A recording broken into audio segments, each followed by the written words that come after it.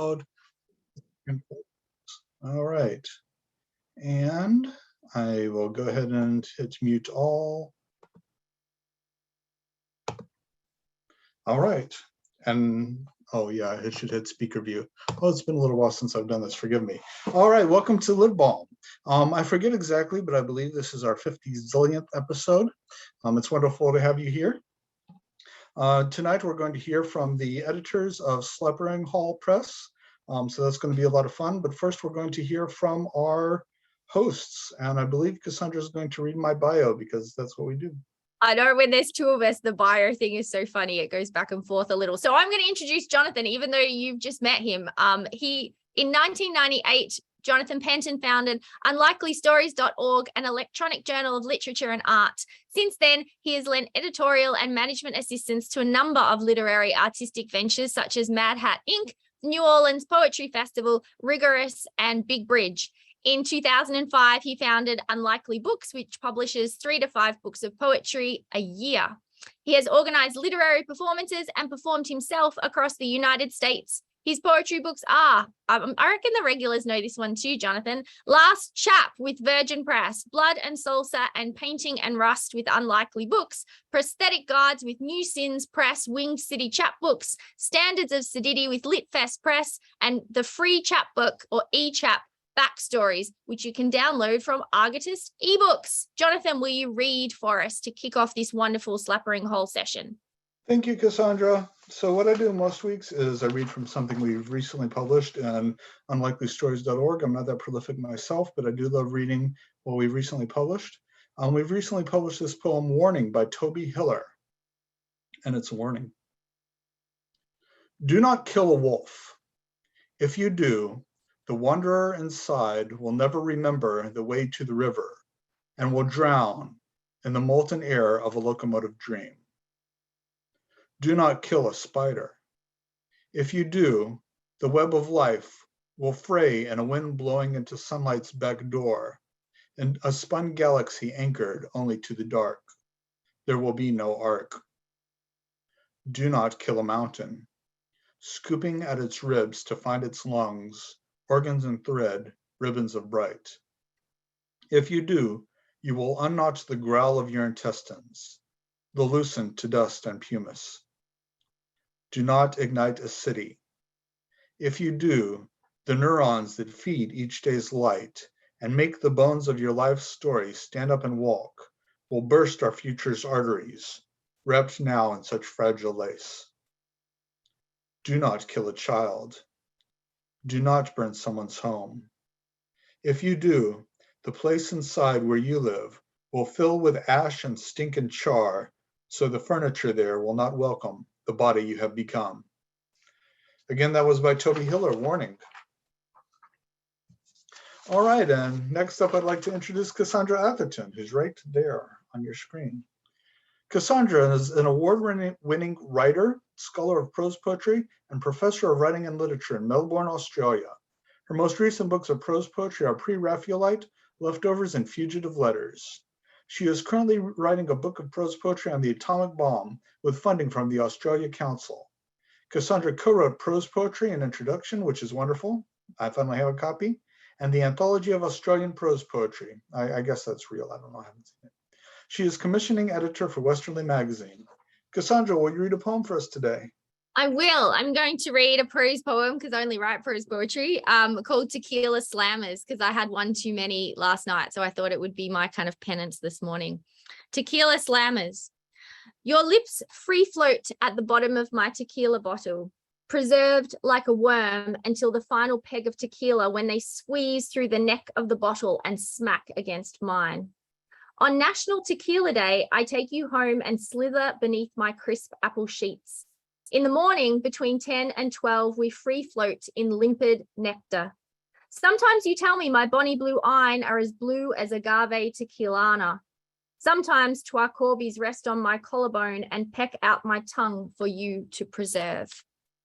So I have the joy again of introducing Mark Vincennes, and he has given me some animals and he's also given me a poem to read in my delicious Australian accent. It does not in any way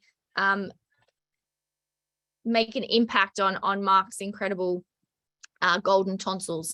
Mark Vincennes is an Anglo-Swiss American poet, a fiction writer, translator, editor, publisher, designer, multi-genre artist, and musician. He's published 20 books of poetry, including, more recently, Einstein Fledermaus, The Little Book of Earthly Delights, A Brief Conversation with Consciousness, There Might Be a Moon or a Dog with Gazebo Books in Australia, 39 Wonders and Other Management Issues, forthcoming from Spite and Dival, and The Pearl Diver of Irunmani, forthcoming from White Pine Press. An album of music, ambience, and verse, Left Hand Clapping, is forthcoming from Tree Torn Records. Vincennes is also a prolific translator. He's translated from, we all know it, German, Romanian, and French. He has published 10 books of translations, most recently, Unexpected Development by award-winning Swiss poet and novelist Klaus Mertz with White Pine in 2018, and which was a finalist for the 2016 Cliff Becker Book Prize in Translation. His translation of Klaus Mertz's selected poems, An Audible Blue, is forthcoming this fall from White Pine Press. He is currently working on a novel entitled The Age of Occasions. Vincennes is editor and publisher of Mad Hat Press and publisher of New American Writing. And here we go. He's lived all over the world, from Brazil to China to Iceland to India. He was born in Matilda Hospital on the Peak in Hong Kong, but now lives on a farm in rural Western Massachusetts overlooking Herman Melville's Greylock Mountain. And where there are, he's got very insecty this week, more agrarian sac spiders, woodhouse hunters, and spined microthenas than people. So, I did Google a couple of those, but there we go. So I have been tasked with reading his poem. It's called Imagining a Dystopian Future. Doubtlessly dying, a lone rock in imagined space, a collection of words, an uplifting truth in serum, a biological cocktail. Slight shift and everything changes. The locals go quiet in the pub, simply sipping their rum and cokes. The Spanish blue fades to continental grey. Eternal moments are imagined more than lives ad infinitum. Haul your ass out here, Uncle George would say in his crisp grey suit, suiting himself to my Aunt Dorothy and all the Christmas cards thrown away. The 100 images of folklore and mythology. They were four-armed too, just like good old Ganesha, cruising Tagore Street somewhere in Varanasi, and the pyres and the effigies burning, the fumes alighting the light evening of scented candles and cheap perfume. Wash your feet, the naked man covered up by his beard said. Everywhere you walk, you cast dirty shadows, make them clean. Doubtlessly dying, the black hole is singing, only its back is visible. And that's Mark Vincennes' poem that I'm sure that you wish he was here to read in his dulcet tones. But nevertheless, there it is. Back to you, Jonathan. All right. So like I say, this is not of Slapering Hol Press, and we're going to start with Margo Stever.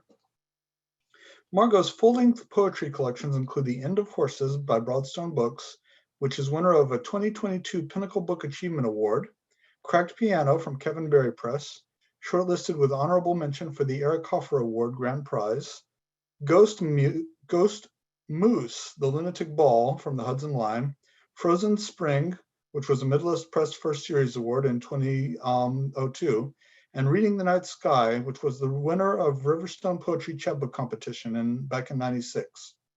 Her poems have appeared in magazines and anthologies, including Plume, Verse Daily, Poem a Day on Poets.org, Prairie Schooner, Connecticut Review, Cincinnati Review, Upstreet, and Salamander.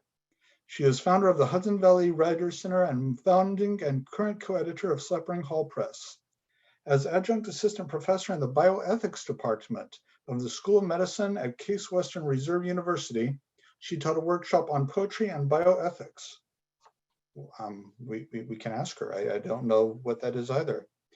She also teaches a poetry workshop for at-risk adolescents at Children's Village in Dobbs Ferry, New York. Margo, before you read, would you like to tell us a bit about the press? I'm unmuting you now. There you go. Oh, thanks. Yes, I would very much. Thank you so much. And thanks to Cassandra Atherton, and thanks so much to you, Jonathan, who apparently founded this wonderful reading series, and Mark Vincennes for running the Lit Balm poetry series, which also was the series in which the Marilyn Monroe anthology, I Want to Be Loved by You, which Susanna H. Case and I edited, was born in December, I think it was 2019 or 2020, I can't remember, but anyway. I'm pleased to be reading with a Slapering Hol Press co-editor, Mervyn Taylor, and two former co-editors and current Slapering Hol Press Advisory Committee members, Suzanne Cleary and Ann Lauinger. And all of these people have made the press what it is, among other people, including Peggy Ellsberg, who's in our audience, and many other people. Slapering Hol Press, or SHP, established in 1990, is one of the oldest chapbook presses in the United States. It might actually be the oldest, and I think it is, but I just haven't had a chance to research that. Every year, SHP holds a chapbook contest for poets who have not previously published in book form. The deadline just passed, it's June 15th, but please check out many of our illustrious authors who have won the contest and gone on to publish many, many books and be part of the poetry community. And the Slapering Hol Press is a small press imprint of the Hudson Valley Writers Center. You can find information about it at www.writerscenter.org. SHP also publishes a conversation chapbook, the Conversation Chapbook, pretty much biannually, with the work of a master woman poet who chooses an emerging poet to appear in the same issue with an interview at the end. And last year we published Dorianne Laux and she chose Leila Chatti. We've also published the work of Elizabeth Alexander, Toy Daracot, Kimiko Han, Kim Adonisio, Denise Duhamel, Lyra Van Clive-Stepanon, and they have chosen equally amazing emerging poets. So I hope you'll get a chance to take a look at some of those collections. So I guess I'll go. I wanted to say that because everybody here who's reading is part of Slapering Hol Press, if people have questions at the end, please feel free to ask them. And I wanted to just go ahead with my reading. The Supreme Court decision to eliminate abortion rights, I'm worried, is a foreshadowing of their plan to take away all sorts of human rights. In the next few weeks, they are poised to rule on a case that will significantly weaken the Environmental Protection Association's already feeble response to climate change. While many of the poems in The End of Horses, which is the book I'm going to be reading from, I don't know if you can see the cover, but these are of horses who were rescued by a Navajo family and live in the Wind River Horse Sanctuary in Lander, Wyoming. But many of the poems in this collection are about the sixth extinction and also about the encroachment of humans on animal habitat. But some are also on the frailty of our human family. And I'm going to begin with one of those poems. I might have the wrong page number down, but I will find it. It's titled Galloping Double Bareback. Down sandy edges of paved country roads without helmets, bareback, the sisters clung to each other, to the horse, to the tree-lined ways that snaked around and through, as if going somewhere were not the goal. Their bodies twinned, hair wind-whipped, the triple rocking of legs pounding, the leaping beat of hooves. The girls struggled to stay the horse, rippling through them like storm. Wind-battered trees that framed the hush of birds silenced by their galloping. The muddy paths, the mourning dove, soft-eyed windows of distant houses. Head down, the quieted horse plowed through grasses, his massive form sleek, willowy. So much did they long for the beast's velvet nose to be buried in their arms. And I was pleased that the next poem was published in Plant Human Quarterly, which also has Ann Lauinger's poems and many other wonderful writers in it. It's a relatively new literary magazine that celebrates the interconnectedness of humans and plants. And also the graphics are very beautiful and it's very much worth looking at. Treehouse. Something about roots, bone-like, tenacious, that grip the moving ground. The branches like umbrellas bent back and broken by the storm. The leaves veined references to hands and the sound of the wind's wild working against the leaves. The boy collected the branches and stored them under his bed. Something about the trees seeped into his dreams, the trunk a hallway, the branches outlined rooms, and his family finding shelter in the boughs, listening to the sound language of leaves. He did not see a garden, apples, or any fires. Everyone huddled together to keep warm. One of my sons, Jamie Stever, and his wife, Marley, run an organic farm in East Concord, New Hampshire. For many years, because of warmer winters, ticks have multiplied at an astronomical rate. And because of that, now the moose is dying out in New Hampshire and Maine. I just wonder why some of these billionaires who are trying to go to the moon can't apply themselves to solving these kinds of problems. Why can't we stop these ticks from destroying the moose, since we've created the problem to begin with? Ghost moose. Searching for moose, the children run down to the river, calling the already gone, the forgotten, to wallow in stench, the smell of skunk weeds. Moose calves become ghosts, rubbing fur, skin, scraping ticks off on tree bark. In mild winters, ticks multiply and multiply, occupy moose calves, killing them slowly. Their mothers witness starvation from blood loss. Moose calves resemble ghosts, tearing fur, skin. Calves waste away, wasted bodies frighten the forest floor. Foresters call April the month of death. I guess I have to say that the next poem is kind of on the same note. And it's a poem that I wrote in honor of the 1,100 dolphins that washed up on the shore of France a couple of years ago. But this phenomenon, well, this horror has been repeated over the years, over the decades, and it continues, and it's allowed to continue. And they were mutilated by their attempts to get to the surface to breathe. Trawlers now work in pairs and drag a net between them. And as a result, the European dolphin and many other animals caught as bycatch, not even because they're wanted, but they're on their way to extinction. And this is because of industrial fishermen who get subsidized by the government. They don't subsidize organic farmers, they subsidize industrial farmers and industrial fishermen who are destroying animal habitat, destroying animals. Ballad of the Dolphin. Ancient Greeks said they should be treated as humans. Their sailors would not kill dolphins. How I have thought of you caught in the fishermen's nets. They would set them to trap you to catch the tuna that swam under your schools. How the fishermen hung you still alive upside down. Your cries brought others.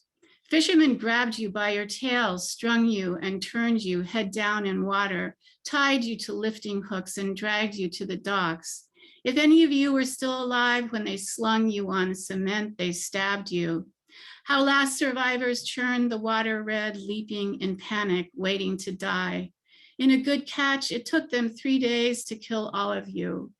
How mothers whose calves were entangled could not lift them to the surface. They listened to their helpless underwater clicks and sighs. How often I remember the whale skippers who would radio the location of hundreds of you, allowing tuna fishermen to track down your entire pod. Their nets deep, foaming, wide, so that hundreds could fit inside. how they used underwater sound to confuse and drive you down, how many of you drowned. Fishermen did not want to compete with you, but killing you was not enough, how they used the screams of several to slaughter more, how one of you hangs from the prow, still alive, calling, calling.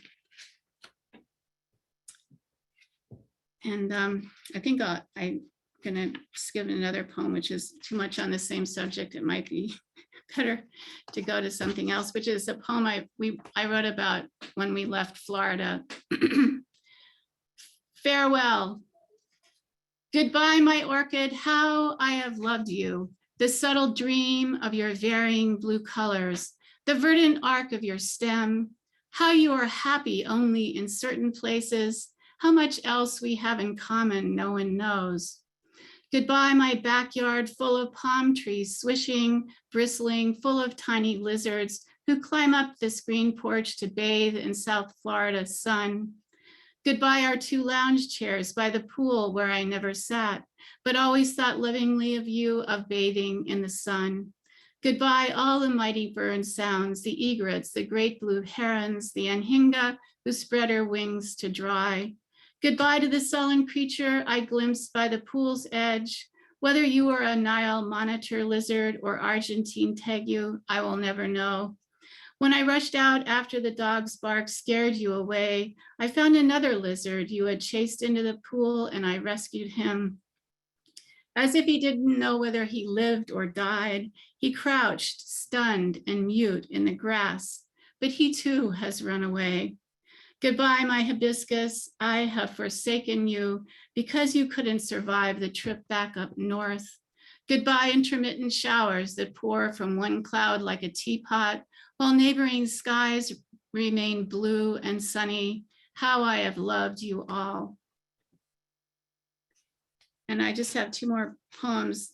I wanted to read the title poem, End of Horses. I write to you from the end of the time zone. You must realize that nothing survived after the horses were slaughtered. We sleep below the hollow, burned out stars. We look into dust bowls searching for horses. When you walk in the country, you will be shocked to meet substantial masses on the road. We do not know whom to blame or where the horses were driven, who slaughtered them or for what purpose. Had the horses slept under the linden trees, the generals and engineers pucker and snore on the veranda. And the last poem is also the last poem in the book, Ocean Birds. Jealous is the night, the feckless night, coming over us as water into sea, the forceful day's geography turned black. Your body is a sea I float upon, your skin becomes the waves. Nothing will ever bring you here to me. Nothing will ever call you back. Thank you. Margo, thank you so much. That was incredible. Yeah, we're really glad to have you here this week. All right, next up is Mervyn Taylor. Mervyn is a Trinidad-born poet and longtime Brooklyn resident, has taught at Bronx Community, the New School, and in the New York City public school system. He is the author of 7 books of poetry, including The Waving Gallery, and most recently, Country of Warm Snow, a poetry book society recommendation that was listed for the Bocas Lit Prize. Mervyn has recently completed a chapbook of poems titled News of the Living, Corona Poems. A new full-length collection, A Commonplace, is due out spring of next year. Currently, he serves as co-editor on the advisory board of Slapering Hol Press. Mervyn, let me unmute you here. All right, there we go. Let's see. Okay, can you hear me okay? We can. Thank you. Yeah. Thank you, Margo, and all the poets reading today. And thank you, Lit Balm, for this series. I thought we had come to an end of the Zoom, but I'm grateful that it is still continuing. So I'm going to read some fairly new poems, some of which will be in the in that new collection, A Commonplace. some won't. Sure. Begin with the graduates. In green gowns, they fill the park today. Parents walking behind, carrying caps. The girls allowed to wear dresses with deep slits, having earned that right with reasonable grades. Already the boys are defying their fathers, choosing the silver suit over the blue. None has heard the Roe versus Wade decision as yet. A prom date, the most secure bet they'd take this afternoon. But the girls have been warned, a portent in the air, time taken prisoner in a civil war, dads like drakes sharpening beaks against a rock.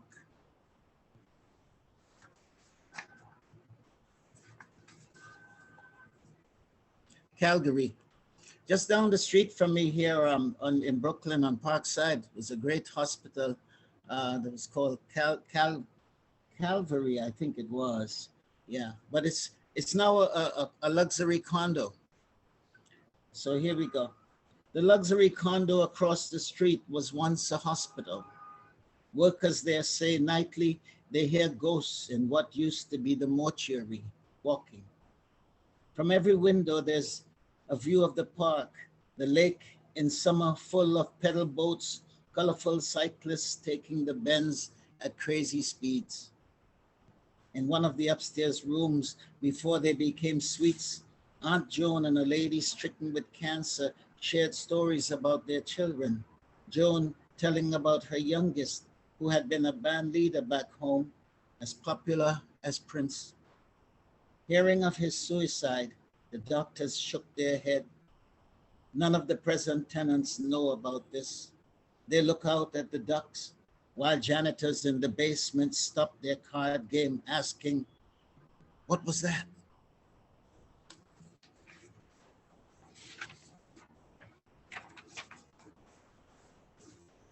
True story. The workers at the condominium swear that they can hear people walking about in what used to be the mortuary of the hospital. They have quit their jobs, as a matter of fact, believing that this is the case. Okay, March of the Migrants. They are Haitians, Mexicans, Venezuelans. Town after town, they arrive and leave like ghosts. Some carry crosses, some signs, and everyone a slip of paper so as not to forget the address they must look for once the gate opens, once the river is crossed. Each soul is followed by the dog of memory that whimpers when they make camp down an arroyo. They feel it like a grave. In the bed next to Jose might be Pierre, a stranger dreaming in his own language, the words confusion and hope rising off his hunched shoulders. They say, "Dear Tanti, dear Abuela, whoever is not asleep at this time of night, keep us in your prayers, yourselves too, for when they come banging on your door asking, where have we gone? How much money is in your kitty to bribe them, to send them away for now, one with a kind glimmer, you could tell he's not cut out for this, not yet. And the day will come when this motley group will separate into lucky and not so lucky ones. Addresses in Chicago, in Boston, a ranch in Wyoming, where they will learn to brand cattle, to shear sheep, to mug a stranger in the Bronx who looks oddly familiar, whose face will ring a bell in the morning. They will run, keeping their heads low, muttering the names of saints who have preserved them so far. Francis and Joseph and the rest, whose pictures hang on the walls of houses back in their villages, the goat slaughtered on their behalf, bleeding still.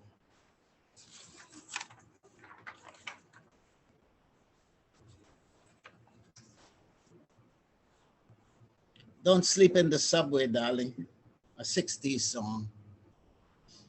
There is a wall full of posters, some for, some against the war. Yesterday I saw a video in which a woman claimed that Ukraine deserved every blow that left its windows shattered, a small child sweeping glass into a dustpan.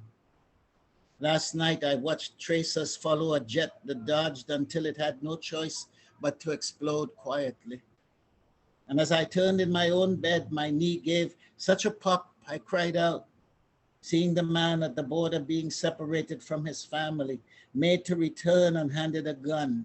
His relatives huddled in old subway tunnels where the word fight is scribbled under a picture of his president, the former comedian, smiling as if assured of victory next to the one who masterminded this plan.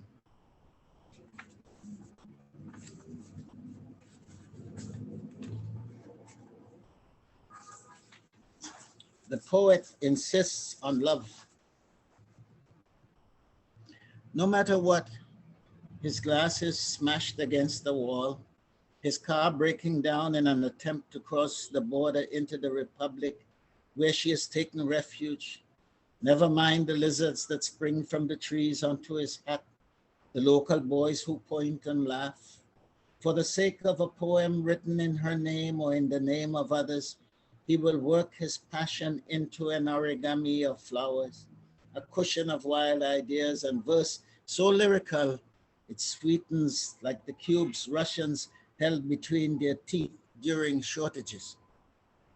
This is how far he'll travel to make a wish, to offer someone a chance to hold the other end of a bone, saying now, while the monarch flits, let's prove love is more than death, more like a kiss waking us again and again. When we were lovers, we would go to the most out of the way places, like the far end of the beach where the car got stuck in the sand, or lean against the high wall of some rich person's estate, tasting each other till there was nothing left, just the bruised feel of concrete against skin, and the suspicion all the way home that we'd been watched from a bush or window. In our sated state, we'd laugh, make one another confess the best part, the most secret detail, usually kept for oneself, or saved for a day when we were not speaking to each other, the dagger of the world held between us like a threat, daring any attempt at touching. And we put out a finger to see how sharp it was, how much blood we could afford to lose. So maybe just a couple more, right? Stay. Not a command, but simply a word to keep you here, to hold you a little longer than tomorrow, when they will sprinkle ashes, perhaps mine, perhaps yours, and the sea will make us disappear, return to the ether from whence we came, a mass we never played, a love we never made. Here, hold my glass. You may sip, taste what I concocted out of what remained when we had nothing. When the season came to a halt and left us at the side of a road, far from the city we lived in, far from where we said we were going. It's time to sing again, to bandage the cut and wipe away the blood. Stay. The traffic remains heavy, steps toward home long and anxious, cars tuned to a wail that goes on for too long. Near the signpost, near the washed out bridge, the words someone scribbled for us when all that was left of the world was water, looking for a sea to run to. Stay. Be the oar, the navigator who reads stars like a book, who knows the address and what we'll say when we get there.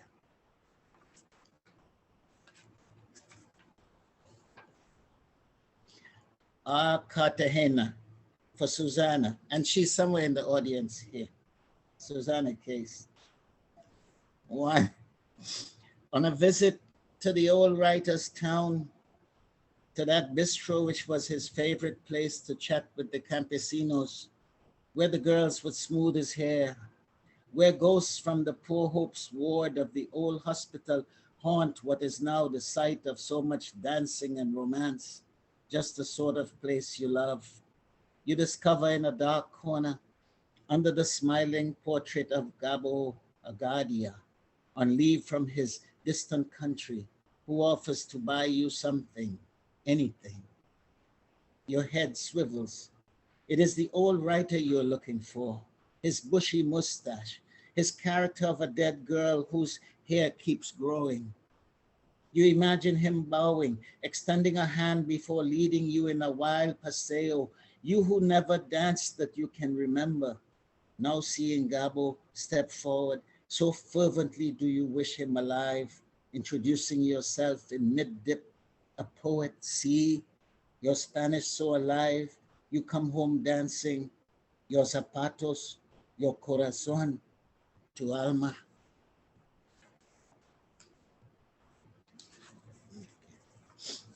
Okay. The poet. They'll read your work in rooms where the host describes you as funny. They'll touch your hand and remind you to sign one for the daughter they haven't seen in years, who's out on the coast someplace, having a hard time coming to terms with a mother who means well, all her life seeking everyone's happiness before her own. They'll pick up a book and find the one line of solace you offer among all the many distraught ones, about a carpenter who built a dream house for a prostitute he loved. And they'll read it back to you, how he smoothed the Purple Heart into impossible rooms, a gift you hardly recall giving. And I think I will end there. No, I'll end with what would be the last poem in the new book, 3 Chains. Beachfront property extends to the high water mark and no further, except in Tobago, where you're granted an extra 3 chains. So you may call it your private beach where you may gather, have daiquiris by the gallon, dip in your pool till your fingers shrivel. But the sand, down to the water's edge where the foam retreats to become wave again, the sand is ours. We the people can claim the island's perimeter, sink our feet to the ankles in sand dollar and shell, pretend we own one of the yachts out there. Since like flotsam we arrived, and like driftwood we stayed. Thank you so much. Thank you. Mervyn, thank you. That was fantastic. Thank you. It's a wonderful show. All right, next up is Ann Lauinger. Ann's newest book of poems, Dime Saint, Nickel Devil, is forthcoming from Broadstone Books. Her 2 other books are Against Butterflies and Persuasions of Fall, which won the Aga Shahid Ali Prize in Poetry. Poems and translations have appeared in publications, including the Cumberland River Review, Georgia Review, Massachusetts Review, Parnassus, Plant Human Quarterly, the Southern Poetry Review, and Valley Voices, as well as on Poetry Daily, Verse Daily, and Martha Stewart Living Radio. A member of the Slapering Hol Press Advisory Committee and a professor emerita of literature at Sarah Lawrence College, she lives along the Hudson River in Ossining, New York. And let me unmute you real quick. There you are.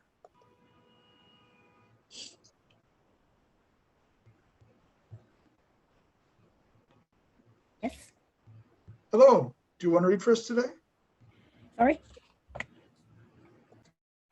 Am I good? We can hear you fine. Okay, thank you. Well, thanks to all the Lit Balm folks for hosting this, and I'm so happy to be here with the Slapering Hol crew of wonderful colleagues and poetry friends. Some people say poets are like cats, you know, but I haven't found that true at Slapering Hol. So, well, you know, having that old Supreme Court ruling in my head today, I just thought I would start with a poem from my book Against Butterflies. That's called Elemental, but I picked it because the epigraph is from the famous quotation by Sigmund Freud, "What do women want?" For every one of us, who's always got an apple in her pocket in case Pegasus swoops down and offers his bareback. There's one who quarrels with the air, a damper of updrafts, a cloud wrangler with a closet full of leashes for all occasions. For every gauzy moth of us who can't tell heat from light or consummation from combustion, there's one who pickles body parts in a screw-top jar, labeled for quick assembly, if she ever finds a reason. For every one of us who believes in mermaids, thrills to foghorns and fire engines, fan of the indiscriminate siren song, there's one who stands resolute on the beach, back to the ocean, whacking stakes into the sand. For every limp infant of us, drowsing at our mother's brown breasts to the hum of sun-drunk insects, there's one sworn to verticality, insomniac ringer in the midnight tower, who tolls the beating of impossible wings.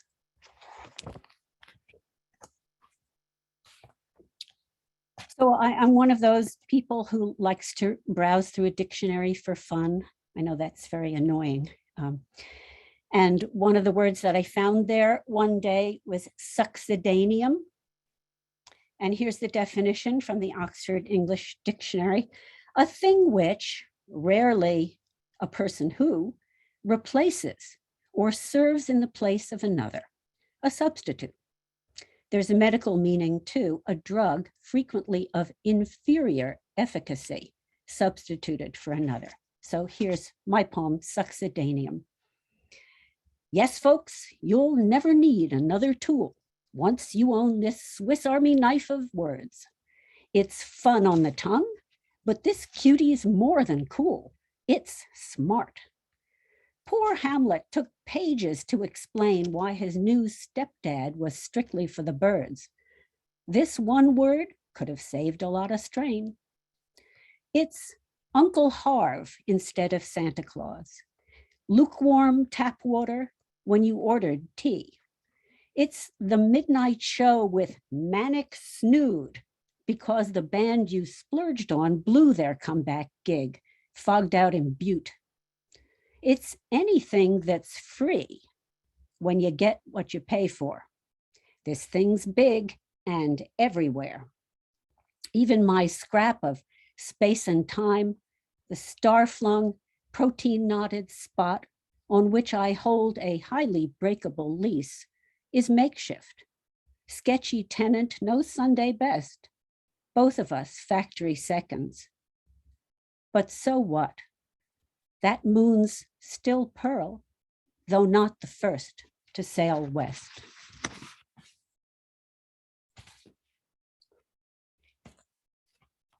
So for a long time, I was a teacher of literature, and one of the things that I taught often and with love and have read a lot in my life was Virgil's Aeneid.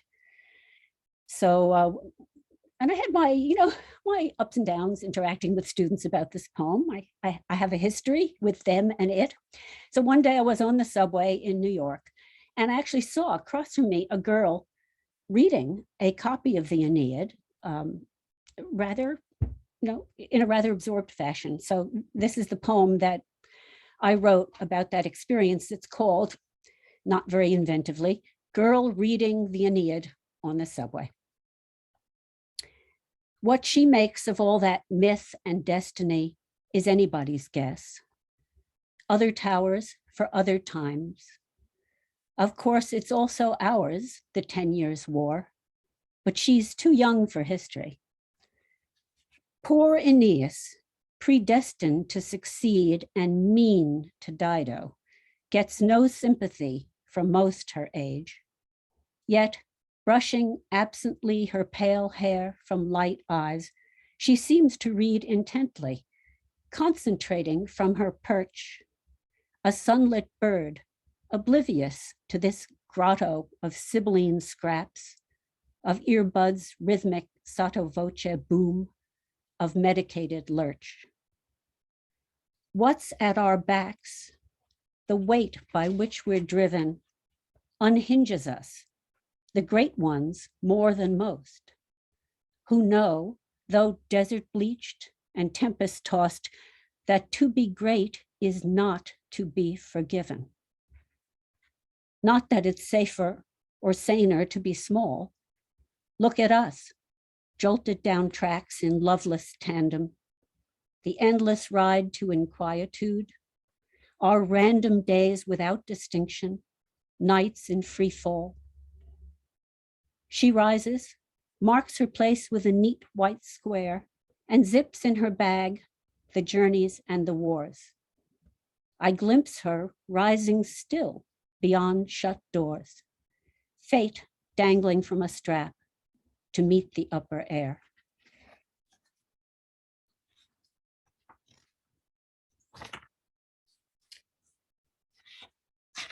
I want to finish with two poems. One is very short and one is not so short. The first poem was recently published in a newish online journal called Lightwood. And I'm grateful to the editor, Larry Carr, for taking this poem. The title runs into the poem, and the basho that I'm referring to here is the 17th century Japanese poet. So, was it basho? Was it basho who regretted that his mind was sometimes a leaky bucket, counterfeit image of capacity? Sometimes hummingbird glitter, frantic in a bamboo cage. Too empty or too full?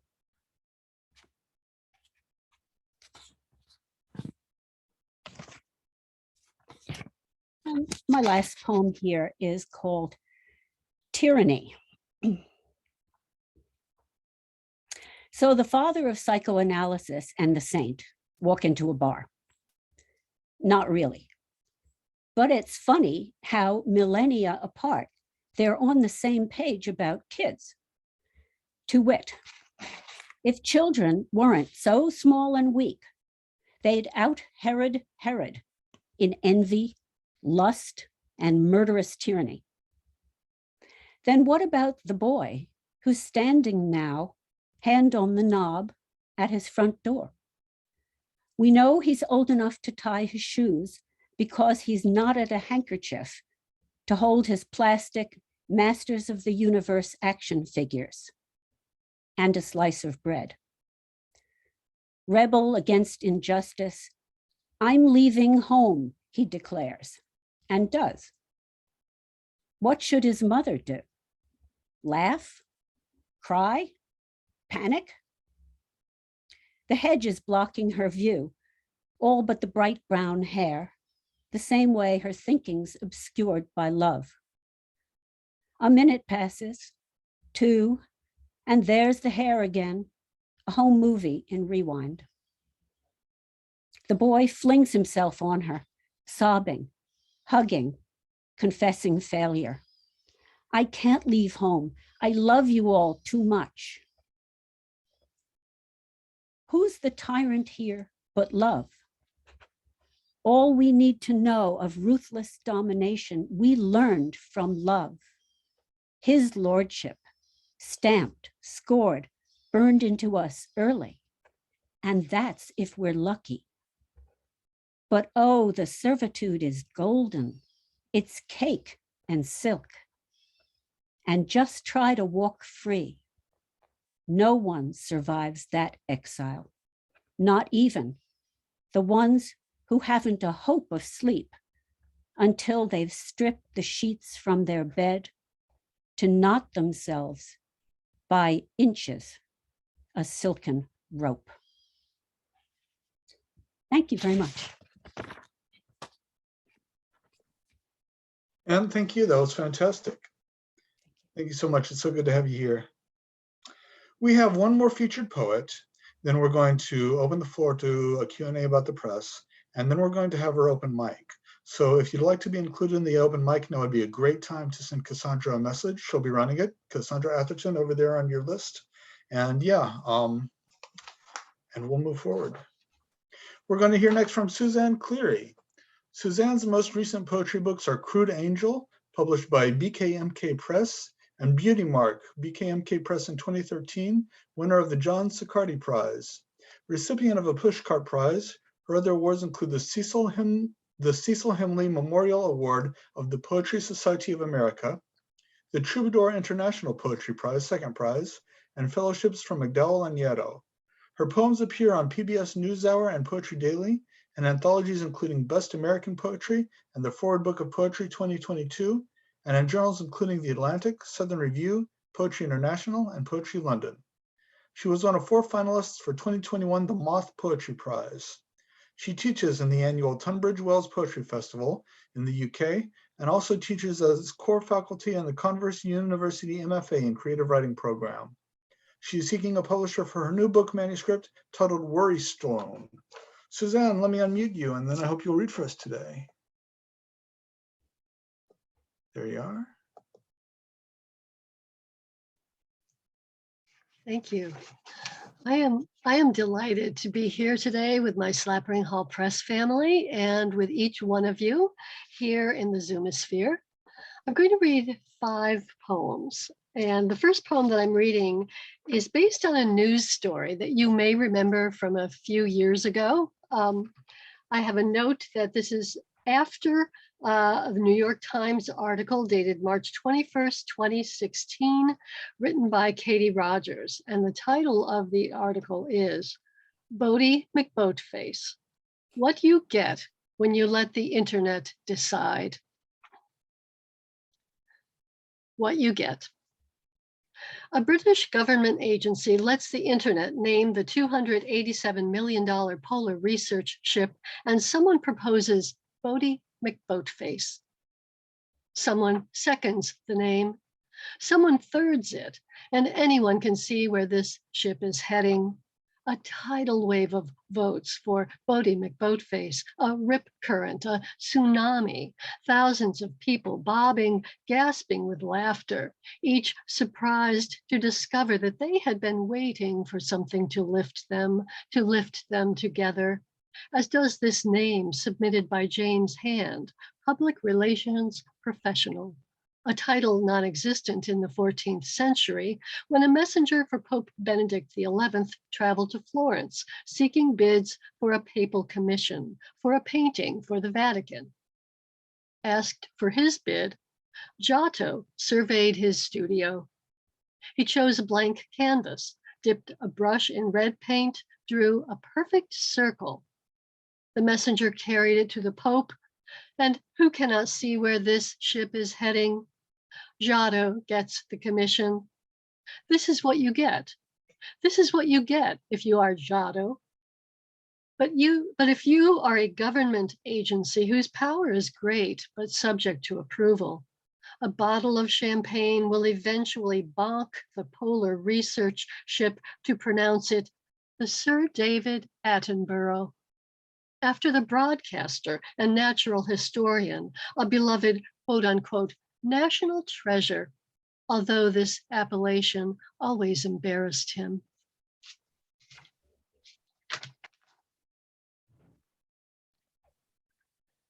The next poem that I'm going to read also tells a story.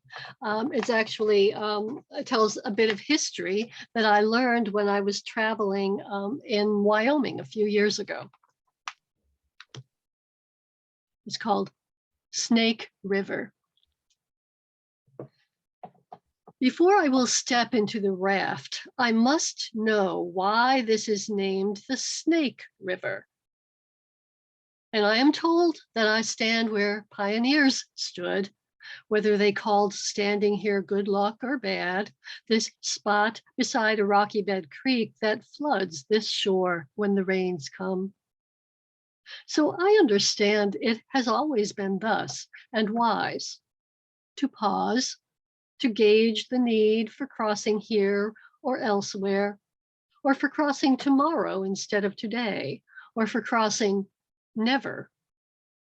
The guide tells me a wagon train wound its way between mountains, slinking through gullies, swerving around rocks, and stopped where I stand, where an Indian boy stood, tossing stones into the water.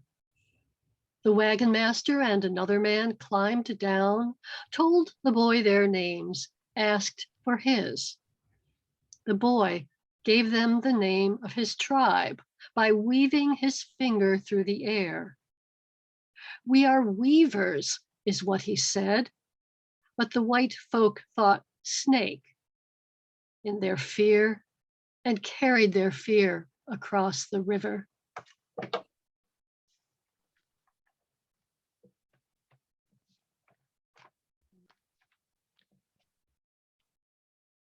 Someone once recently told me that this next poem is a rant.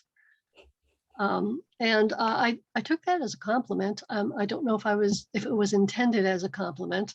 I wrote this poem because I'm fascinated by performance art, which is, that art where people do odd and sometimes dangerous, even violent things. I'm also really repelled by performance art because it stages danger in a world that is just full of danger and violence. The poem is called Art and Life. Excuse me. Art and Life. Who among us has not pushed a block of ice through the streets of Mexico City? Who among us has not sat cross-legged on the floor while strangers snip away our clothes? Who among us has not smeared our body with chocolate? Who among us has not, for 27 years, painted the same glass of water on the same windowsill every morning from 8 a.m. to 9 a.m.? Who among us has not splayed our dominant hand, used a series of 20 knives to stab at the spaces between the fingers, taking a fresh knife for every stab that draws blood, and has not expounded upon this as comment upon mistakes of the past and mistakes of the present? Who among us has not willingly enclosed ourselves in a gallery with a wild coyote? Who among us has not extracted from a bodily orifice a long coil of paper upon which is written our response to a critic's harsh and stupid review? Who among us has not more conventionally hoisted a urinal onto a pedestal? Who among us has not shot ourselves in front of a crowd?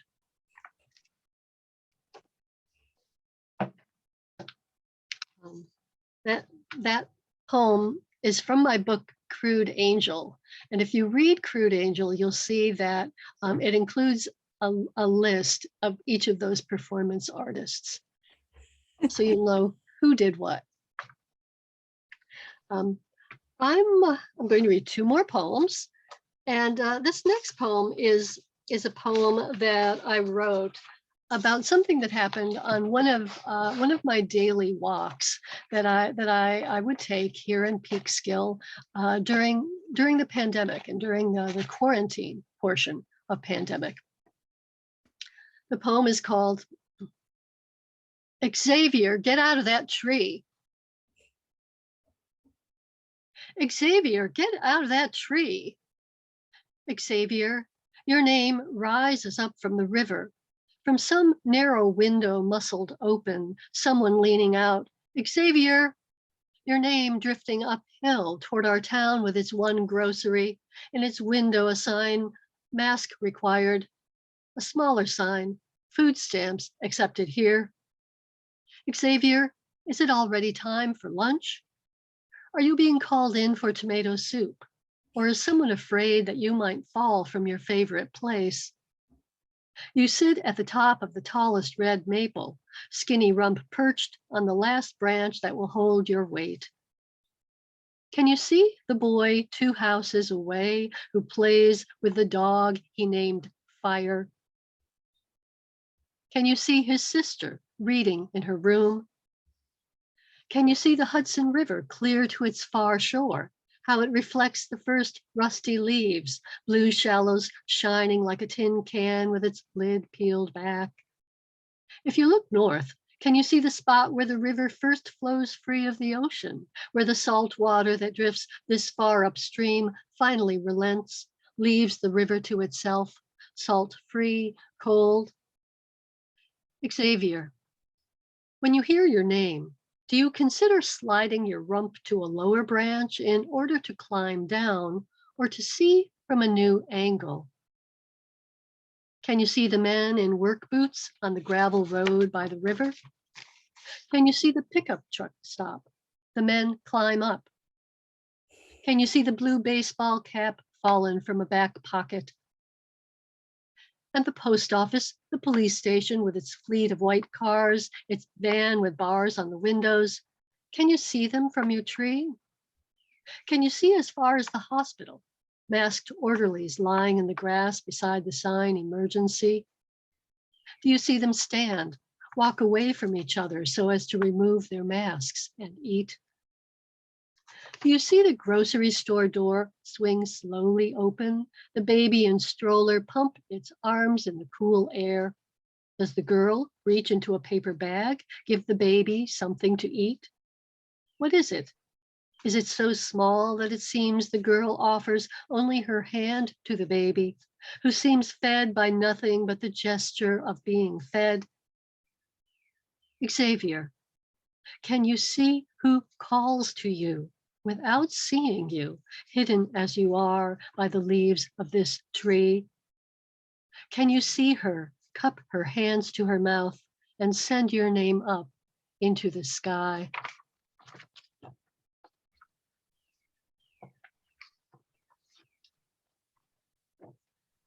My final poem is a rather new poem, and it's based on an expression that I grew up with up in Binghamton, New York. I often heard this expression, and I think it's a good one. The expression, if not the poem. I love the expression, and I try to live by it. It's called the music. You've got to face the music, Suze, my father would say. This refrain of my childhood, chiming surer than Sunday's church bells, than the neighbor's pug barking at every car.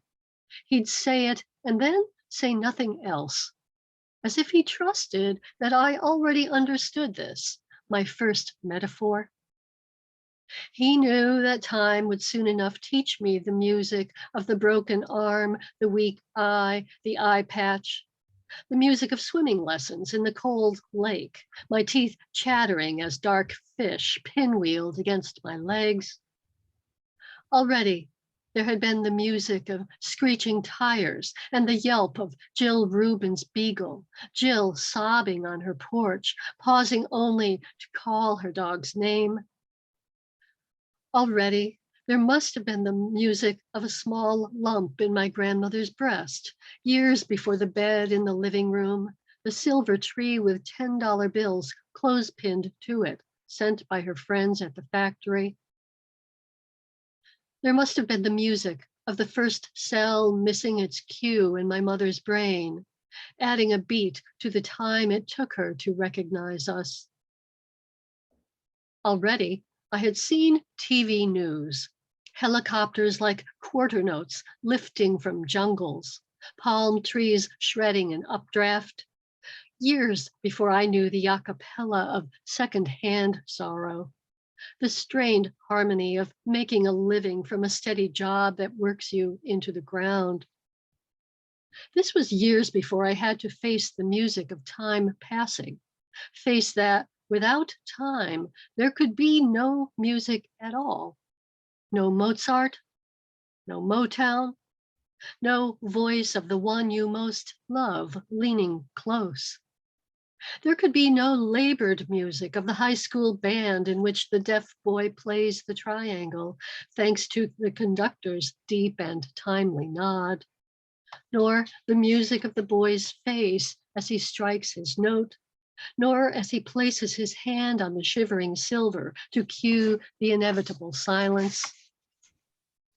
Now I think that with his silence, my father was teaching me the music of silence and to face it too, as if with the deaf boy's stubborn love for what he cannot hear, which sings to him as if he were its brother, its son, as if he were its father. Thank you. Thank you. Suzanne, that was really powerful. Thank you so much. I'm going to go ahead and allow people to unmute themselves now and see if anyone has any questions for the Slapering Hol editors, since we have them here. Except they've changed the interface since the last time I allowed people to unmute themselves. So let's see if, there we go. Okay. All right. So does anyone have any questions for Margo and Mervyn and Suzanne and Ann? Or if you would like to start us off with some comments about the press?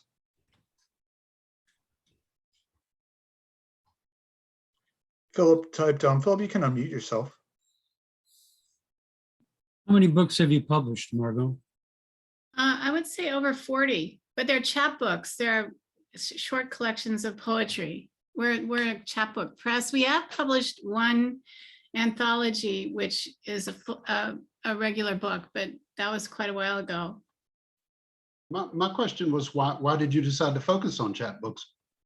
I guess my decision to want to focus on chapbooks had to do with studying with Denise Levertov, and she published a chapbook of all the students' work, and I was in an MIT workshop with her, and she published our chapbooks. And for me, it was just an incredible introduction to the beauty of a chapbook, because they're often, there's so many different forms of a chapbook, but you can make them, hand sewn, and this was, and letterpress printing, and it just there's so many opportunities for expression, both in terms of the poetry, but also in terms of the aesthetics, that I think the chapbook is a unique form, and also a great form for introducing poets, which is what our press really focuses on, trying to do what we can for emerging poets, though we're very small, so we can't do that much. But so that's why, I think the chapbook is a great format for introducing poets, because it's so hard to get a kind of foothold into the poetry world. Maybe other people would like to respond, like Ann or Suzanne or Mervyn, the chapbook question. Well, I think almost first of our chapbooks as being just beautiful objects, so they have a real particular beauty that they bring to the poetry that's out there in the world right now.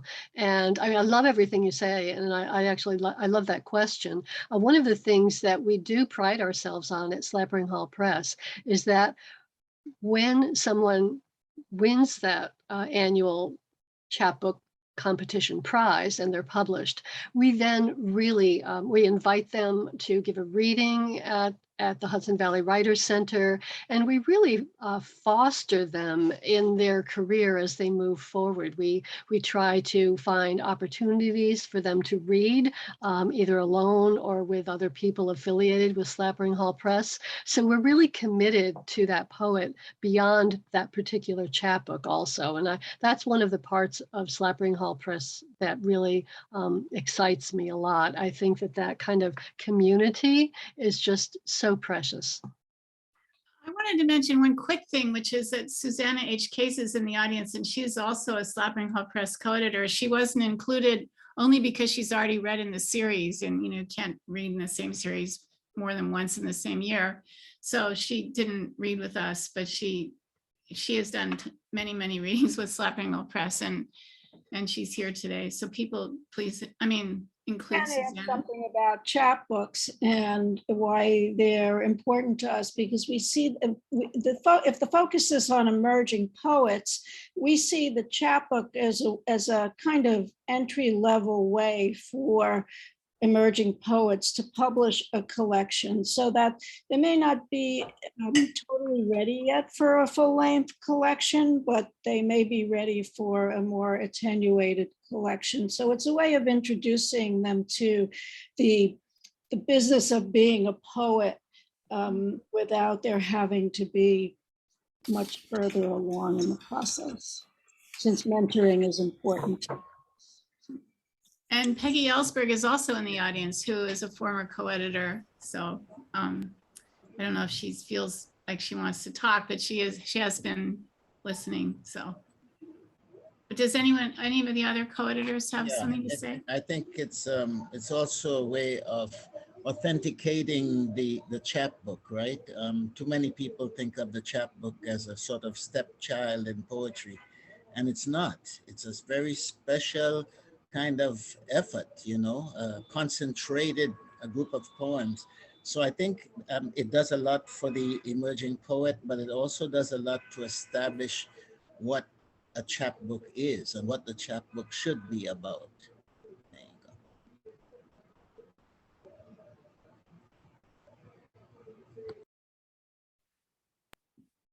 go. Are there any other questions? Yeah, here's one. Could you say a little bit more about the name Slapering Hol? Sure. It's Old Dutch for sleep. The press is located in the Hudson Valley Writers Center building, which was which was an abandoned railroad station that the center restored and finally actually took ownership of this year. But the Slapering Hol is Old Dutch for Sleepy Hollow. We wanted to use the Sleepy Hollow press, but that had been taken by Historic Hudson Valley. They have, which is a nonprofit organization in our area. And so they had control of that name. So I was just reading books on the history of Sleepy Hollow, and I thought it was a very beautiful name. And there are different iterations of Old Dutch. So that's just one of them. We have received a lot of criticism. And for instance, one person criticized who loved the Tia Chucha press, but they didn't like Slapering Hol Press, which I thought was interesting because I would think both Old Dutch and Spanish are equally important, or not maybe, you can't judge how the importance of such things, but they're both very important. So I think I don't think it's an ugly name, but some people haven't liked it. Some people are afraid to pronounce it because it is hard to know exactly how to pronounce it. So I think our logo is wonderfully designed. It's just got the SHP in very large letters, and people can be very comfortable calling it the SHP Press. Mm-hmm. Yeah.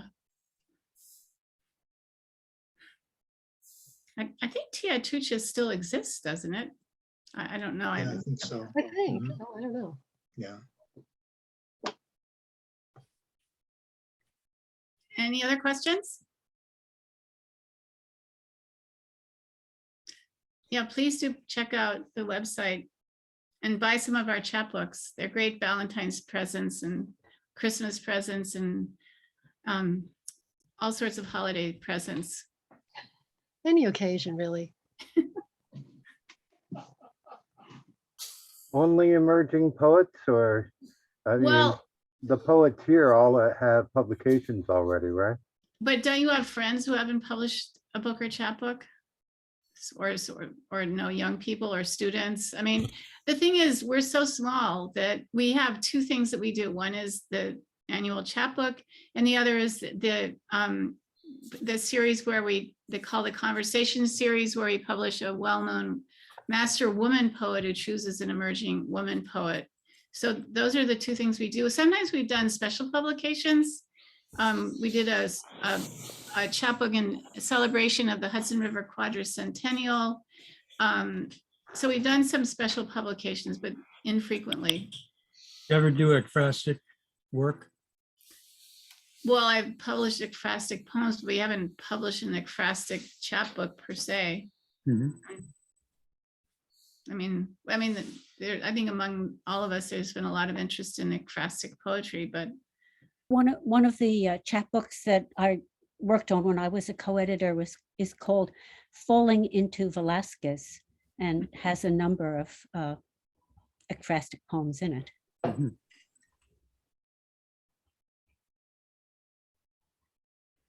Yeah, I mean, we would like to expand, but we are sort of caught in the dilemma, many different dilemmas, but we're, whatever they are, I mean, maybe it's a good thing that we don't grow, we just sort of do what we do, but it's just, we're in sort of caught in some conundrums, like being part of the Hudson Valley Writers Center, semi-autonomous, but we don't really have financial, what can we say, in power. So that's one problem.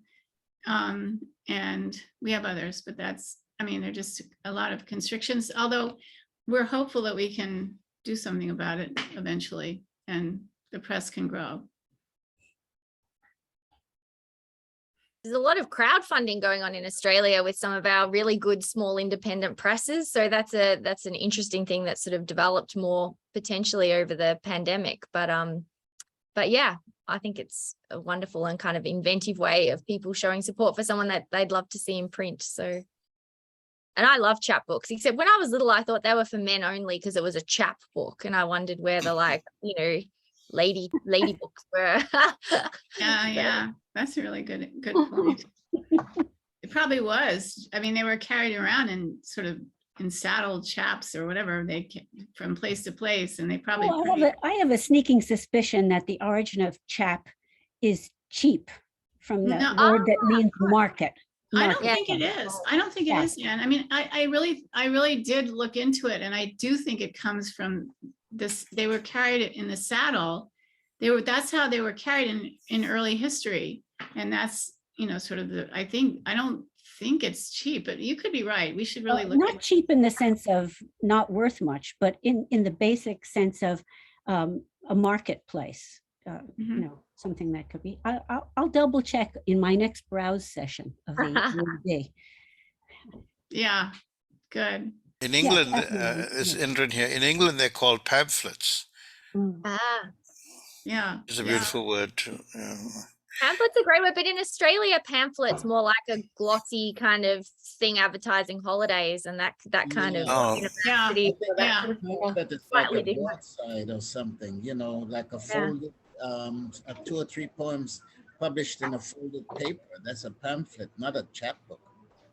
I love the way that the different words mean different things. It's one of the things I love about Lit Balm is hearing different usages of words and different interpretations of things. It's great. I think it's 16 to 24 pages. Is that the range, Margo? Yeah. I mean, usually, although I guess. Wondering about the size. I mean, I think that every press can determine what they want to about a chapbook. You know, that's, we have guidelines for our chapbook contest or on the Hudson Valley Writers Center website, and the Slapering Hol Press has some pages. And so you'll find the guidelines in our pages.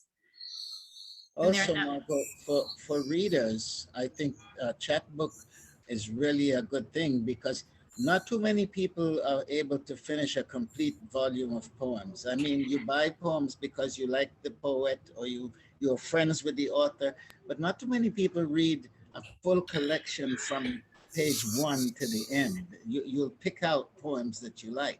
But a chapbook, because you can go through it quickly, you actually get a sense of that whole piece, you know. I think that makes a big difference. I think that's a value. It's easier to go back to a poem in a poetry volume, so to speak. You know, you read some and then you read some more. Sometimes you read some more, and finally you finish the book and wonder, what were the first few I read, you know, and then you go back and start over. According to dictionary.com, chapbook comes from chapman, a peddler or merchant. And of course, they would carry them in their chap saddles. But then someone's here, who is it? Marsha Vote for Margo. No, but Marsha, look at the chat. She found that also an origin is Old English sheepman. Well, maybe, or bargaining from bargaining and trade. So maybe it's both, maybe, who knows? I don't know, but I'm sure it has something to do with, I know they carried them around in a saddle, and actually they weren't poetry usually, although they were stories or, stories, like some of them could be historical stories or political stories, but anyway. The more complexity, the better. Yeah. Also, broadside ballads were often published all together in a chapbook as well. Yeah. And other folk literature. I think I think where Susanna has gone with it, and a lot of other people too, is on a very focused collection on one topic, which is quite different from what you find in full-length collections. But I don't think it's a requirement. I mean, you can certainly publish a chapbook that is not specifically on one subject. So that's the freedom of the chapbook. You can do, I mean, it is great to have that, and it's a wonderful thing to be able to have a short collection, very concise on one topic, but it doesn't have to be that. And as editors, we are interested in reading just as many different manuscripts as we receive. And there's a large Slapering Hol Press reading committee. Each manuscript gets read at least twice, as many as 4 times or more by the time it gets to the final editors, who then make the decision as to who wins. And in recent years, we've also, I don't know how long ago we began, but if for the past several years, we've also publicized the names of the poets who've written the finalist, who've made the list of almost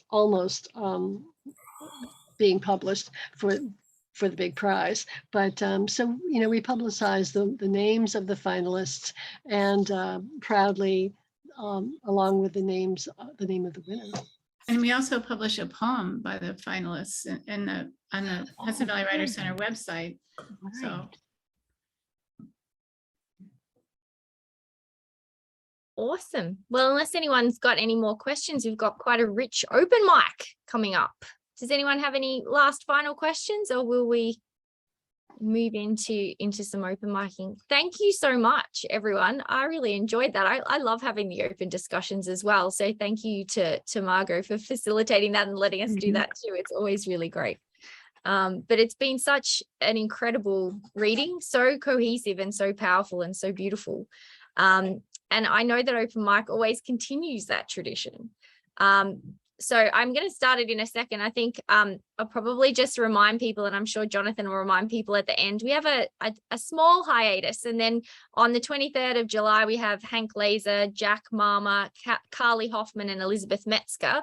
And then on August the 6th, I've put together a powerhouse of feminist and post-feminist readers, Ariel Greenberg, Kristen Sanders, Bianca Stone, and Carrie Chappell. And they're situated all over the world as well, I think in France and US and the UK. So yeah, it will be great to see you at those. But first, we have a brilliant open mic, and we're going to start with Don. Don was just on before, but we're going to start with him because he is fantastic. So Don, can you unmute yourself and give us your poem for open mic, please? Thanks very much.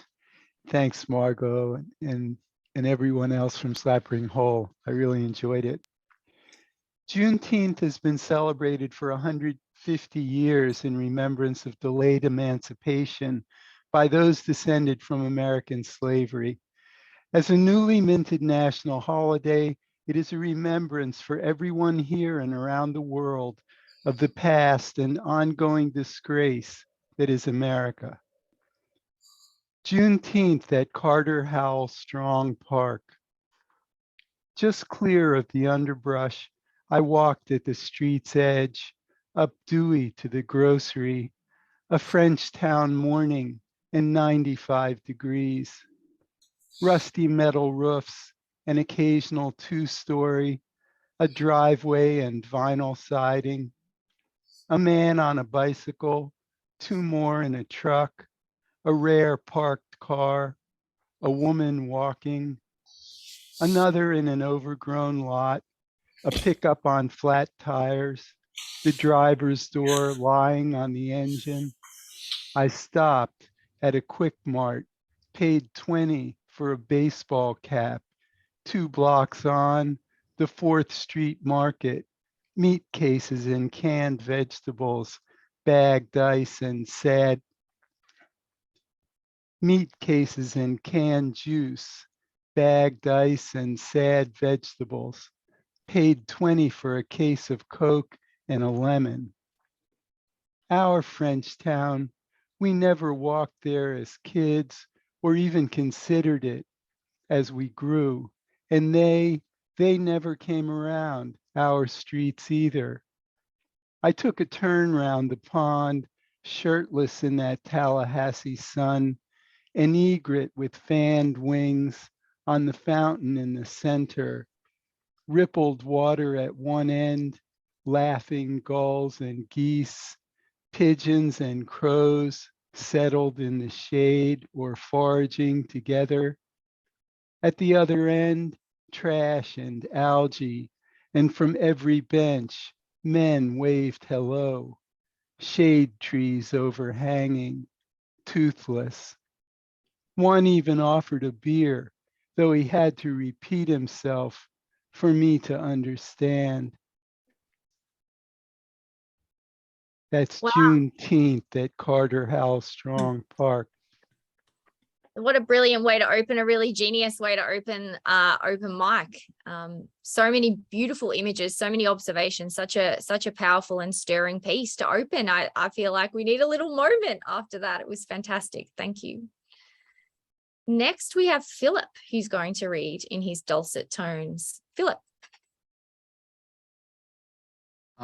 Thanks. Reading tonight was wonderful. So thanks for everybody for Slapering Hol. So this is a poem from my book, which is forthcoming from Mad Hat, and I'm grateful for that. And just context, there are 2 place names. One is Old Salem. Old Salem is part of Winston-Salem, North Carolina, and it was a Moravian settlement in the late 18th century. And Barnwell is a town in southern South Carolina, happens to be my hometown. Luminary. I saw them first in Old Salem, candles rooted in sand, anchoring white bakery bags, both sides of residential streets lined like airstrips one month a year. A faint lane to 16th century Spain where bonfires lit roadways and churchyards during Las Posadas to honor the search by Mary and Joseph for a room. And now they line the sides of Franklin Street in Barnwell beginning in mid-December.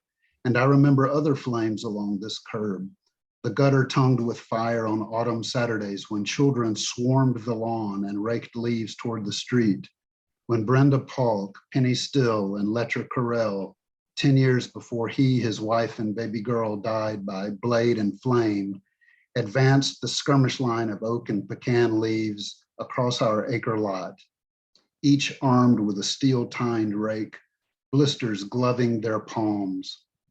The fathers, benevolent foremen, paced the sidewalk, gauging the wind as if they could predict its sudden shifts with a wet finger aimed at the sky, banking leaves and eyeing with casual distrust the sizzling skeletons ghosting up in new thermals, little kites of fire drifting out of reach.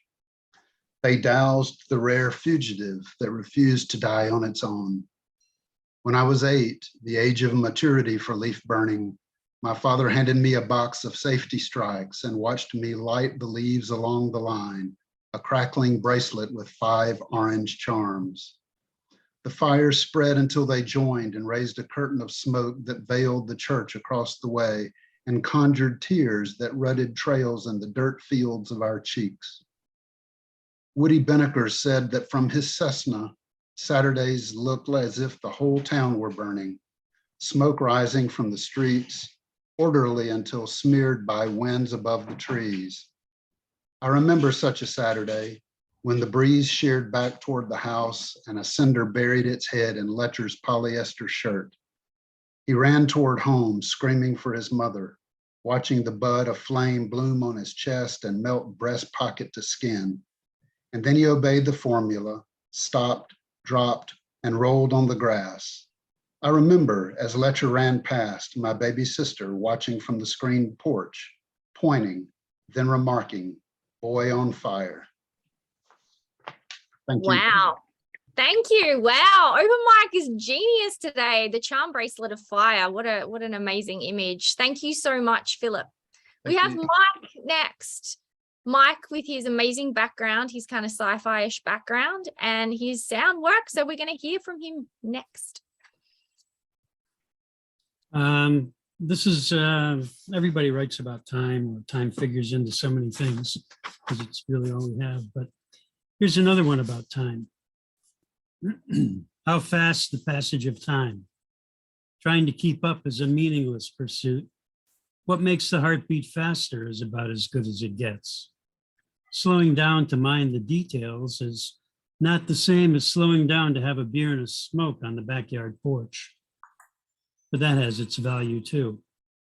How one perceives the paintings hanging lifeless on the walls, reflecting light and gathering dust, depends. Some make their magic in the kitchen. When a revolutionary step away from routine becomes routine, a return to ground zero and a rare apology are due. How many letters in a book of 1,000 years? The animosity and indifference and grind out music, take animosity and indifference and grind out music for the ages. 4 in the morning walk to hear the birds rejoicing. Everywhere is an aviary. Ours sang on the diamond. Thank you. It's a great reading tonight from the other folks. Thank you very much. And you too. I love that. Everywhere is an aviary. Amazing. Thank you so much. Next, we have DeWitt, who has a book coming out, I believe, and he's going to tell us maybe something about that and do a poem for us. You're on mute. Now? Hi. Yes. Okay.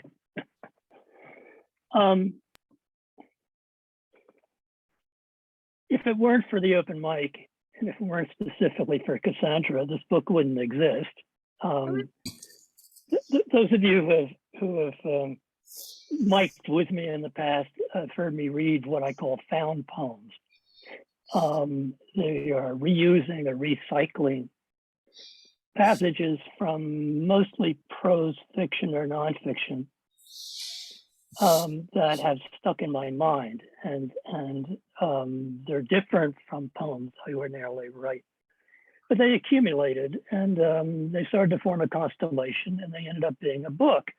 And it just arrived from Sydney, an amazingly complicated process, but it got here.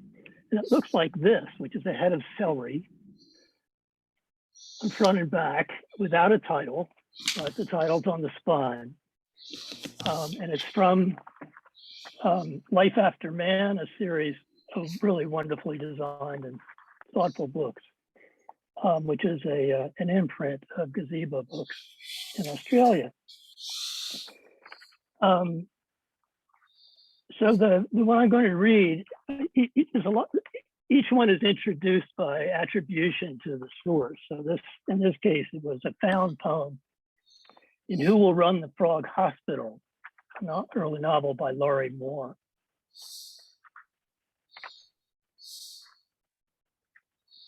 It's called The Good Daughter. My parents were on the front porch when we pulled up. 2 pink figures, and I realized, showing up in front, swollen-faced and handcuffed, that I didn't know my parents well enough to be doing this to them. It was harder to endure the wrath and disappointment of people who've been kept from you and from whom you've kept yourself than it was to endure it from people who know you best. All my stern upbringing was there, waiting for me on the porch. Its unhappy administrators waiting to administer something final and more. Or perhaps in their failure to resign altogether, to take their leave of sternness, of administration, of me. There are 36 of these.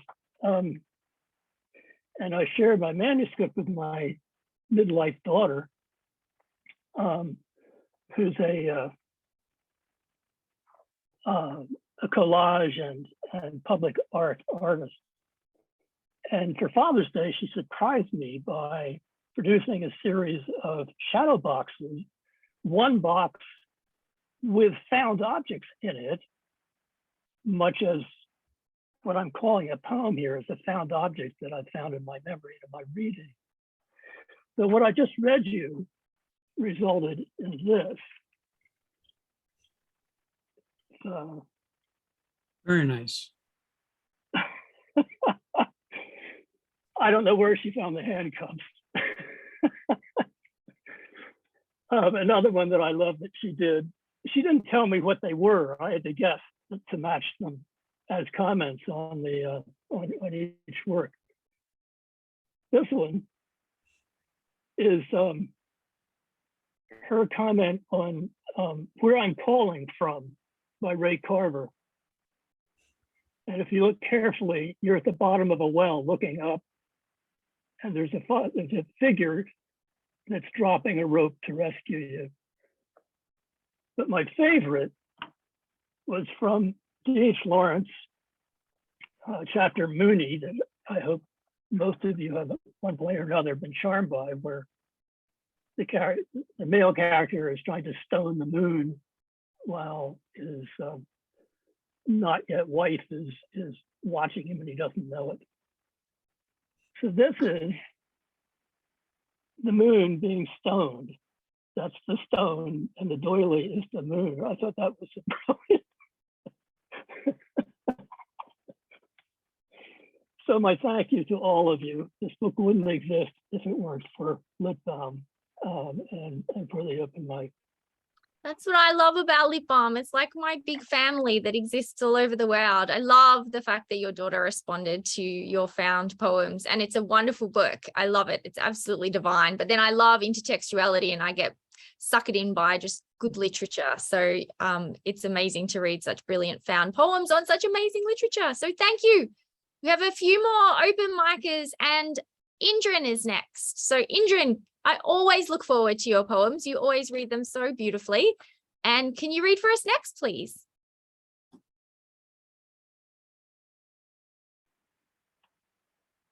I think we have to unmute you first. Okay. Liberated. Thank you. All right. A short little poem, which I hope tongue-in-cheek a bit. 1 second. I'm just trying to. Now I have to get rid of the. I'm trying to get to the poem. It's okay. Sorry. My apologies. It's such a short poem, and I'm wasting. Okay, here it is. It's called Creative Writing. A new poem. Call it non-fiction, fiction, creative non-fiction. Call it prose broken up, broken down, meandering along in the form of a sentence. Call it first response journalism, breaking poetry news, diary entries, jotting of thoughts. Call it every form of writing you can fit in page proofs, but do not, I repeat, do not call it a poem. Your line breaks are, to say so charitably, arbitrary. Your meters inconsistent. There are no audible or visible patterns. So write every thought in a long run-on sentence. That is okay. Nobody minds in Greater America what you plan to do with your lines. Sorry, sentences. That's it. Thank you. That was awesome. Thank you so much. You never disappoint, Indran. That was fantastic. Loved it. Thank you. David is next. David, can you unmute yourself and give us your poem? Thank you, Cassandra. Mr. Henry mentioned Raymond Carver, and I have a poem about Raymond Carver. The monkey on Raymond Carver's back. And it has an epigraph by Sam Halpert, who was a writer and a friend of his. He seemed to have a thing about donuts. What was it about those donuts, I'd like to know, that made Raymond Carver love them so much? Was it the booze that lowered his inhibitions? After all, no sane person eats that many. They all have all those bad ingredients: partially hydrogenated vegetable shortening, sodium acid pyrophosphate, mono and diglyceride, cellulose gum, guar gum, sodium caseinate. And those are just the first 6, 7 if you count the mono and diglycerides as 2, in a list that runs 50 lines at the Dunkin' Donuts website. 50 lines. If I had been Raymond Carver, I wouldn't have loaded up on donuts just before class time. That would make me nervous. I'd be afraid to throw up on something between my classroom and between my office and the classroom. But that's how it was to be Raymond Carver: a 6-pack in the station wagon out in the faculty parking lot and a baker's dozen in the office. It's amazing he lived as long as he did. Did I mention that he's dead? Thank you. And the other is a short one. My doctor gives me in middle age the secrets to a long and healthy life. Digestion begins in the mouth, so chew your food slowly. Eat 4 or 5 small meals a day, not 3 large ones. Thankfulness precedes happiness. Cut down on fats and starches. Follow the food pyramid. Eat lots of fruits and vegetables. The more colorful, the better. Remember, it's always business, never personal. Lift with your arms and your legs, never your back. The winds of grace blow all the time. You need only to lift your sail. Exercise regularly, but don't overdo it. Do not bear down. First, be kind. Then be kind. Lastly, always be kind. Thank you. I haven't had breakfast yet, so now I feel like a donut. I like the pineapple donuts the best myself, but yes, thank you so Very much. good. You're Thank welcome. you. Dennis, you are up next. If you can unmute yourself and give us your poem, that would be fantastic. Cassandra. Yes. Thanks everybody for being here and for letting me come in here. This is translated from the Italian by me, friend of mine, Biagio Propato, beatnik poet from Rome, who just passed away recently. Lullaby for A. Sleep, dream, sleep. This is his poem, right? Not mine. Yeah. Sleep, dream, sleep. Dream of your night, who yesterday galloped upon deserts and plateaus. Your weird angel now dreams and flies over the kingdom of Castile. The poet who dreams is now inebriated by Lorca, Quevedo, and Machado in the land where the Caudillo was tyrant. I am in Madrid. Cold architecture, civil guard like in Franco times. Gypsy musicians play the prohibited flamenco, and gypsy children dance until dawn. Sleep, dream, sleep. That little bearded wild man now waking in a room in a pension in a street called Magdalene, in the heart of Madrid, in your heart of mine, in my heart of yours, in the world. Biagio Propato. Thank you so much. And I'm heading off to Madrid, so I'm even more excited now after hearing that. I love translation. Translation for me, because I don't really speak another language, little bits and pieces of things, but it brings kind of poetry to everybody, as many people as you can. So thank you so much. It was beautifully translated. I don't have anything to say. Thank you. Linda always surprises us with something amazing down near Mark's Firefly Farm. So Linda, Okay, it's a short one and it's just all imagery. And I'm Okay. got some sun coming through the window. So anyway, sorry about the glare. Twilight's not eternal. Light diminishes, stolen by night. Shadow catcher scalps the last sun rays. Pointed Rock Mountain casts its last craggy shadow, reflection on the red clay trail. Fire scorches rock, clay melts, molds, adheres to the promise of another sunset, another sunrise, another burnt offering. Pungent ash, cold. Thanks. Amazing. The last craggy shadow. So many beautiful things in there. Thank you so much, Linda. Thank you. Now we've got Rodney next. And then I know after Rodney, we have a trio that we always like to feature in open mic. So Rodney, I think you said you have something for us. Baby, baby, baby, baby, baby, baby, baby, tell us what has happened to you. INCOMMINGHANGER. Thank you. Thank you. That was haunting. Thank you so much. We always love it when you join us, Rodney. Next, he has a pretty amazing tradition of open mic poems. John Wambach Wessick, please Thank read you. us something. Thank you. So I bet this one will really mess up the closed captions. So please turn on the closed captions and see what it does to it. Okay. It's called The Bodhisattva of Gridlock. Noble Ambudishakra perfected the art of patience over tens of thousands of lifetimes at the I-5-805 merge, despite SUVs the size of Mount McKinley blocking his view, blindsiders passing faster than the speed of sound in the right lane, and rubberneckers slowing traffic to the pace of maple syrup at absolute zero. Ambudishakra never laid on his horn or extended his middle finger.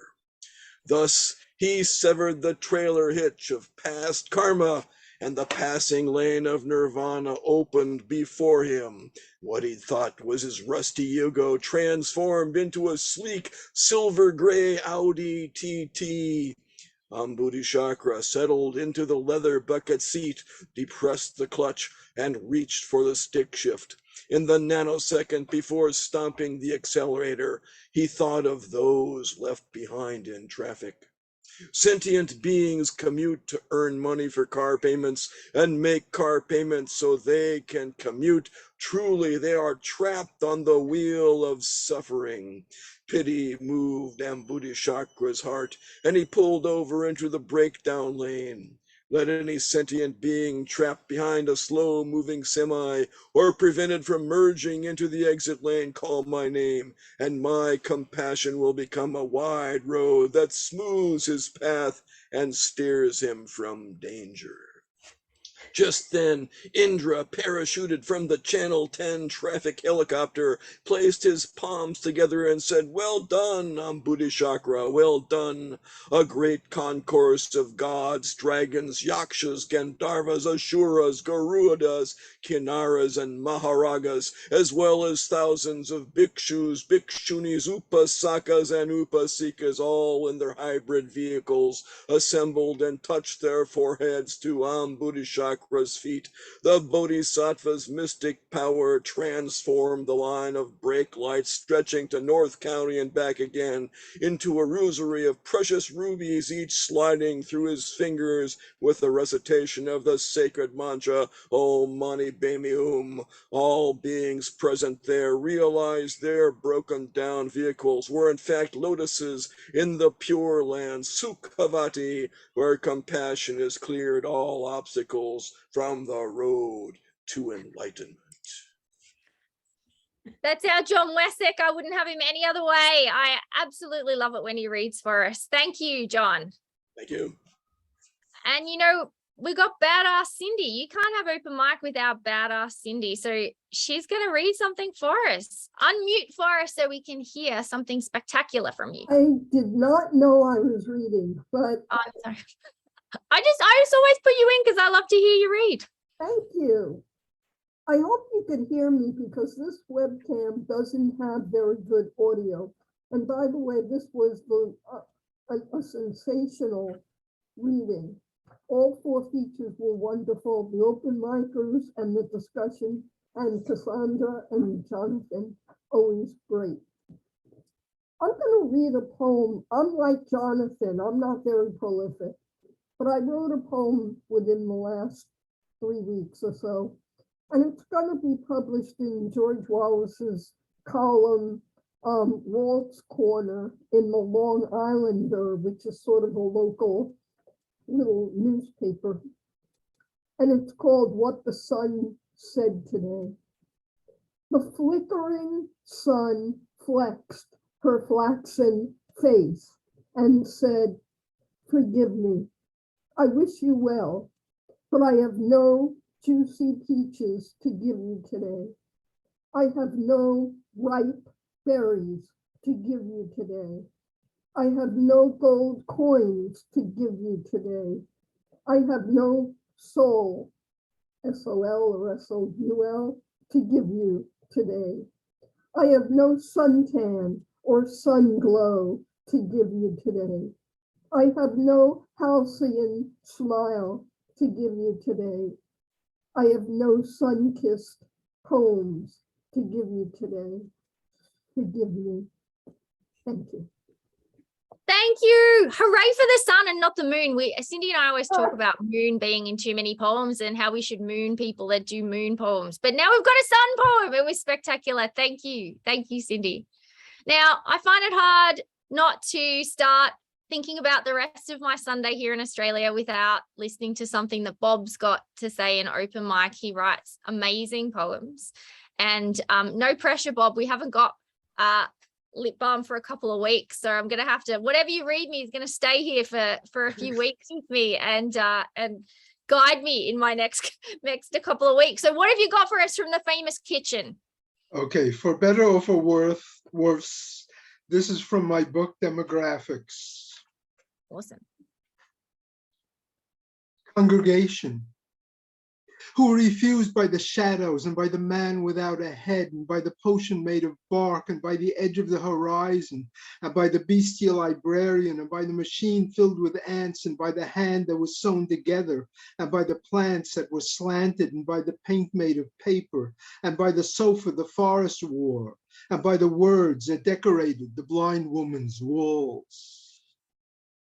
Wow, so well read too. That was a powerhouse performance. Thank you, Bob from his kitchen, everybody. That was fantastic. I'm still looking at bestial librarians. We'll have to see how that goes this week. Jonathan, back to you to close what has been just the most inspiring and amazing show, full of just incredible people as well as incredible poets. Well, I think that's it, right? Our next show isn't until July 23rd, so we'll see you all then. And yeah, have a lovely evening. It was great to see you all. Thanks so much for coming out. Mwah. Love you all. See you at the next one. Good night.